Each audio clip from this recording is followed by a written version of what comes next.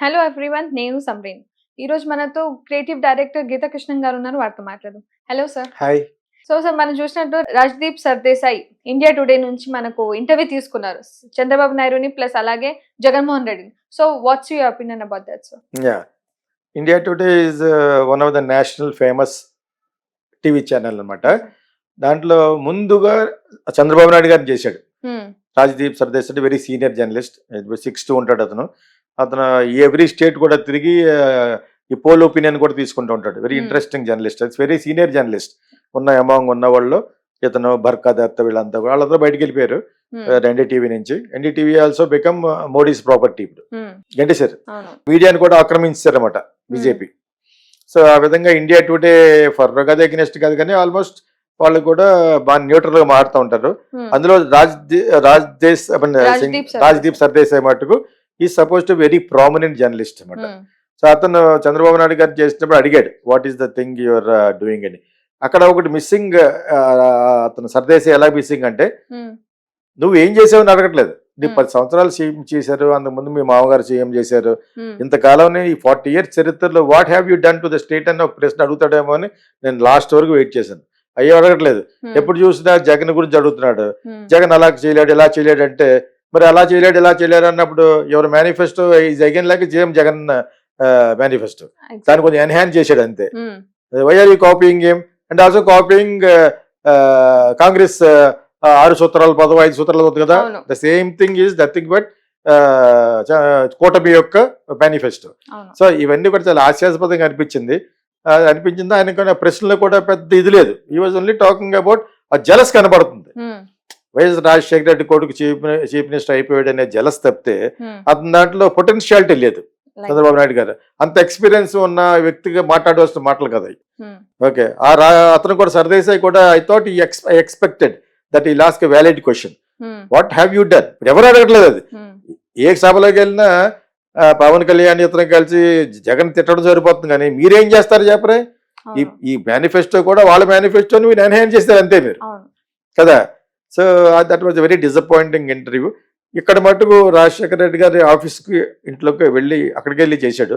ఇది కూడా చంద్రబాబు నాయుడు గారు ఇంట్లో చేసి ఉంటాడో పార్టీలో చేసి ఉంటాడో తెలియదు కానీ same Rajdeep Sardesai has gone to Jagan.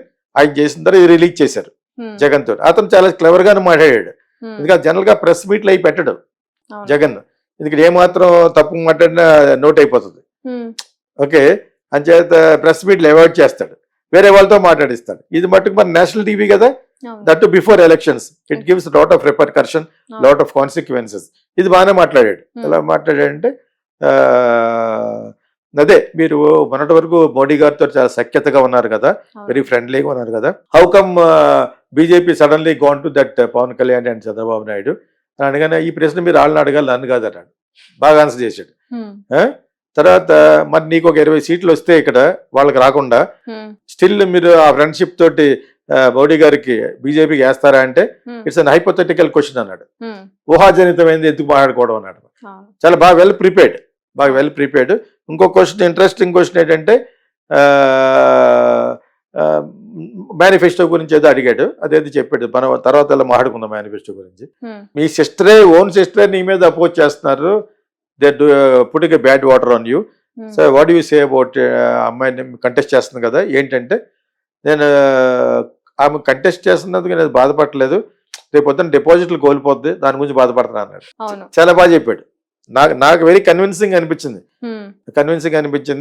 And also యాక్చువల్గా మోడీ గారి మనిషి తను కూడా. ఎవరు వచ్చినా కూడా మోడీకి ఓట్లు వేయకపోతే వీళ్ళ మీద ఉన్న కేసులు బయటకు తీసి లోపల వేడేస్తాడు.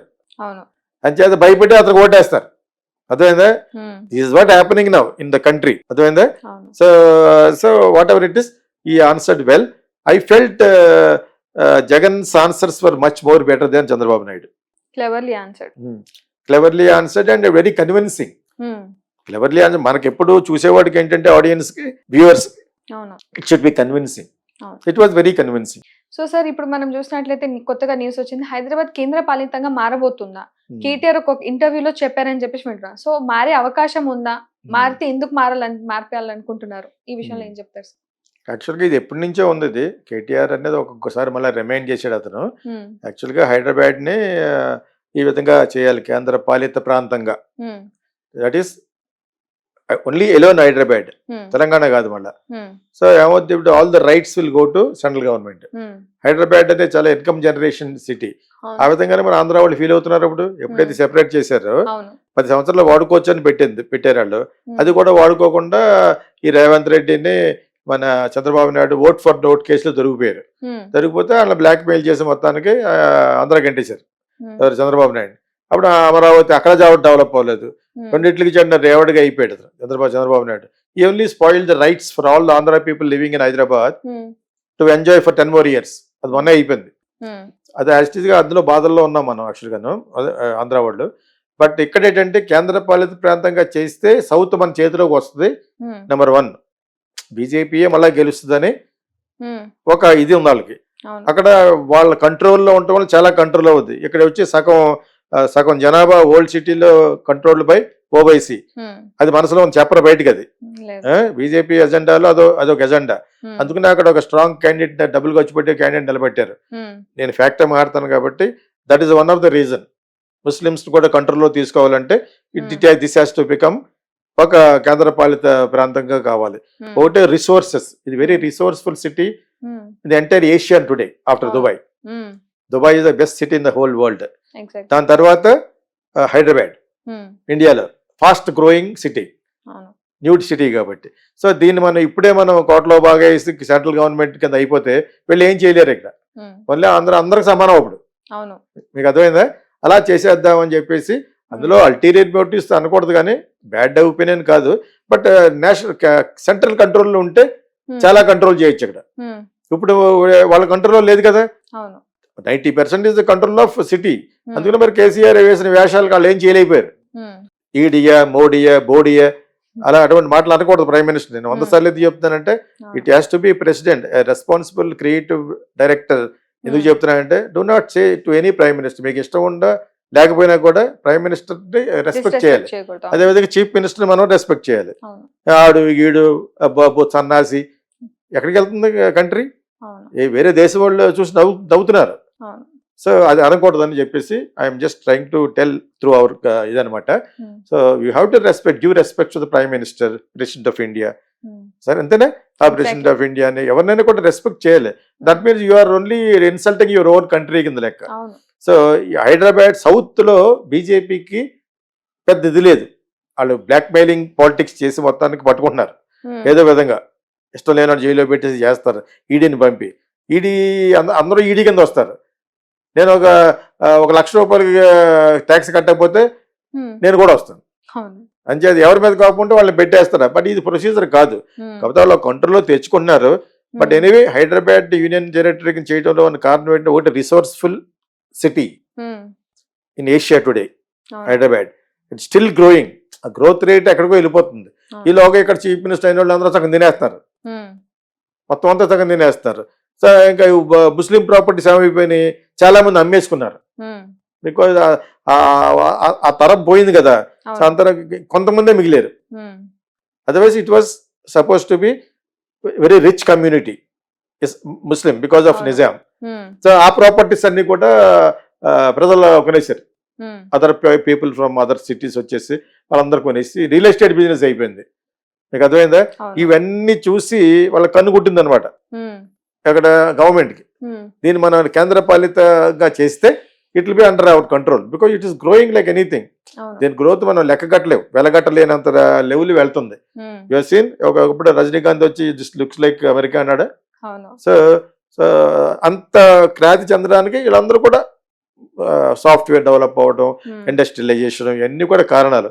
దాని మీద కేంద్రం అనేది కన్ను వేయటం అనేది ఎప్పటి నుంచో ఉంది. ఇది అతనికి మనకంటే ఎక్కువ అథెంటిసిటీకి తెలియచ్చు బికాజ్ అతను మినిస్టర్ చేశాడు, ఐటీ మినిస్టర్ చేశాడు, చాలా డిపార్ట్మెంట్లతో ఇంటరాక్ట్ అవుతూ ఉంటాడు. కాబట్టి KTR is knowledgeable person.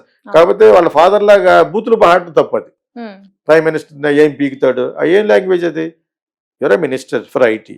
Is that the language you use? It's not correct. It's not it's a little social etiquette, social decorum అని అంటారు. అది మెయింటైన్ చేయాలి. సో అది మెయింటైన్ చేయక వాళ్ళు బ్యాడ్ అయిపోయారు. ఈ రోజు వాళ్ళ మీద సింపతి రాలేదు, వాళ్ళకి సీట్లు ఏం తక్కువ రాలేదు, బాగానే వచ్చినాయి. అయినా కూడా వాళ్ళు పాటు చేస్తున్నారు. సో ఇటువంటి గ్యాంగ్ అంతా ఉన్నప్పుడు మనం కేంద్ర పాలిత పెడితే ఇక వాళ్ళ చేతిలో ఉంటాం. Hyderabad is going to be the hands of centre. ఈ స్టీల్ ప్లాంట్ నే దే వాంటెడ్ టు స్వాలో. అదానికి ఇచ్చేద్దాం చూస్తున్నారు మోడీ వాళ్ళను. అవును. స్టీల్ ప్లాంట్ ఎంతో కష్టపడితే కానీ రాలేదు, మీరు ఇంకా పుట్టలేదు అప్పటికి. ఓకే, సో అటువంటి స్టీల్ ప్లాంట్ ఎంతో మంది, ఎన్నో వేల మంది అక్కడ బతుకుతున్నారు. దాన్ని ప్రైవేటైజ్ చేయడానికి చూస్తున్నారు. సో ఇటువంటి అన్నీ జరుగుతాయి. అంచేత ఇప్పుడు వాళ్ళ రూలింగ్ లో ఉంటే నెక్స్ట్ ఇమీడియట్ గా దీన్ని ప్రైవేటైజ్ చేసేస్తారు. అది నాకంటే ఎక్కువ అతనికి బాగా అంది ఉంటుంది వార్త. అవును. Because he was in the government కాబట్టి exactly. Maybe correct, it's for a good only.